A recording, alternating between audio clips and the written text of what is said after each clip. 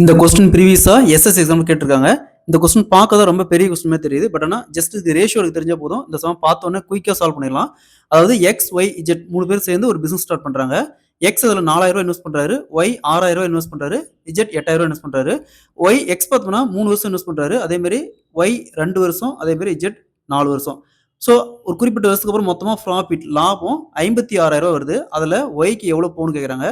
இந்த model some கேட்டாங்களா, டைரக்டா அந்த வருஷத்தையும் இந்த அமௌண்ட்டையும் பெருக்குங்க. இங்க என்ன வருது, 3 × 4000. அதே மாதிரி இங்க 2 × 6000. அதே மாதிரி இங்க 4 × 8000. ஸோ பாருங்க, காமனாக இங்கே எல்லா இடத்துலையும் 3 0 இருக்குது. அப்படி கேன்சல் பண்ணிடுங்க. ஸோ இங்கே 4 கேன்சல் பண்ணலாம், அதே மாதிரி இந்த 4 கேன்சல் பண்ணலாம், இங்கே 4 கேன்சல் பண்ணலாம், 2, இங்கே 3. ஸோ இதுக்கு மேலே எதுவும் கேன்சல் பண்ணுற மாதிரி எதுவும் இல்லை. அப்போ 3:3:8. ஸோ கொடுத்துருக்குற இந்த அமௌண்ட்டை 3:3:8 பிரிச்சுமா யாருக்கு எவ்வளோ அமௌண்ட் போகணும்னு தெரிஞ்சிடும். ஸோ நமக்கு தேவை ஒய்யோடைய அமௌண்ட் மட்டும் தான். ஒய்யோடைய ரேஷியோ பார்த்தோன்னா 3 வகுத்தல், எப்போவுமே வகுத்தலில் எத்தனை ரேஷியோ வருதோ அதை ஆட் பண்ணி வகுத்தலில் போடணும். இப்போ இதை ஆட் பண்ணால் 14 இன்ட்டு டோட்டல் அமௌண்ட்டு 56000. ஸோ இதை அப்படியே கேன்சல் பண்ணால் 4000. 4 × 3 = 12000 ரூபா.